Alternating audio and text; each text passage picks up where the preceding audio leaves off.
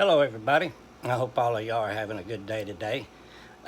Recently, God gave me an amazing vision, dream, whatever you want to call it. And I want to share this because it is so amazing, because through this vision, God gave me a wonderful teaching. And I believe that this teaching is for somebody out there who is one of God's children, but they are on the fence about the law. They're very unsure about it. And so this teaching is for those people. It's kind of like that last thing, that last lasso of hope. In this vision, I was in this old office building. It appeared to be old. It was actually very new, but it's like something happened with time. And within just a few hours, it aged, and everything around it aged like 100 years, and it looked dilapidated. All right. And inside this building were my two uncles. I've got quite a few uncles, okay?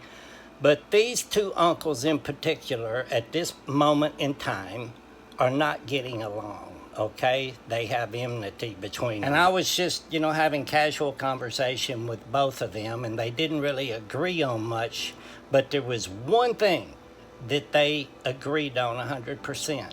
They were telling me about this new land that they had heard of, and that I should go and check it out. And I am in this place that it is not of this world, okay? I'm there with a group of people that I've never met before, all right? But there's something really amazing about this place. First of all, it is super green. There's rolling hills. But it's like your vision in this place is crystal clear. Everything is so defined and sharp. You can see every detail in everything. It was like the graphics in this particular simulation were just next level. It was like going from Atari to Sony PlayStation. I think they say that humans see they have about a 10 or a 20% field of vision in the light spectrum of what we can see, and we don't see about 80% of the things that could be seen, all right? In this place, we were seeing about 50%. It was actually pretty amazing. But some of the people that were with me got afraid and were kind of murmuring, all right?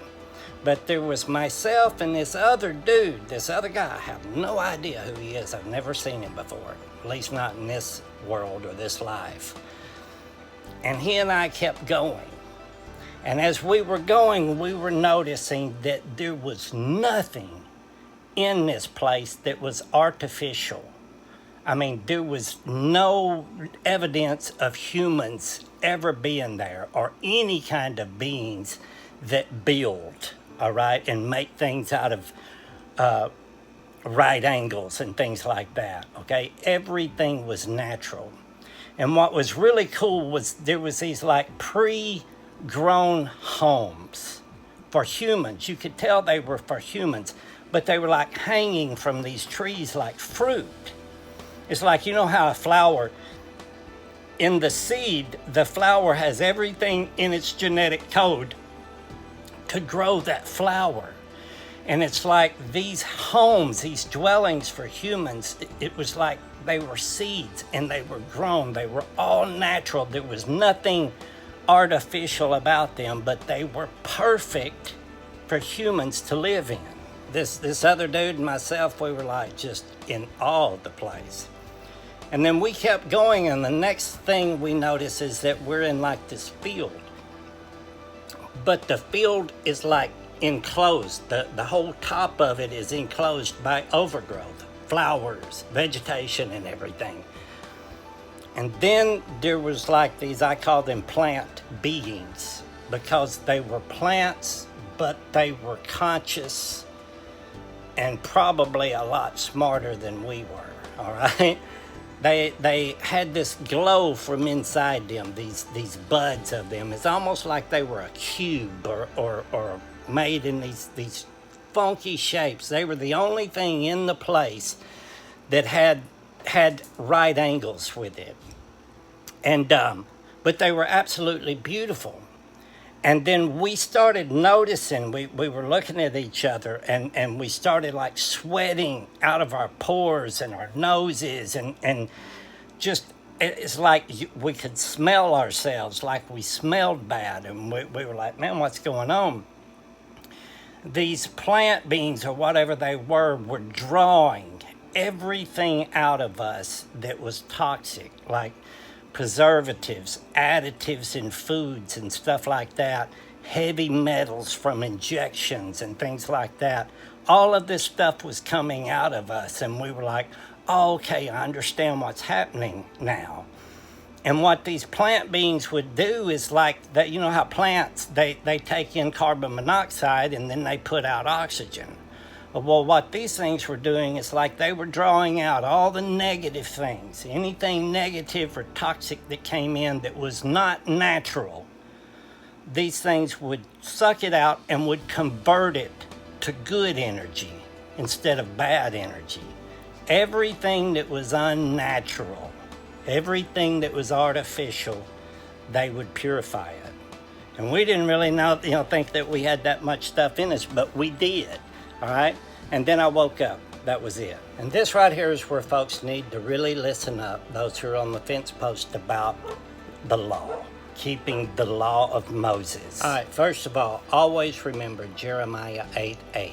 All right, so where Jeremiah is telling them that you think you're wise because you have the law or the word of the Lord, but the lying pen of the scribes has handled it falsely, meaning that they have written lies in there.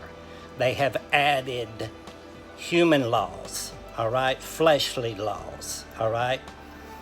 Everything, you have to look at everything that is not of the natural law as artificial, okay? Remember, in this place, everything was natural. There was nothing artificial.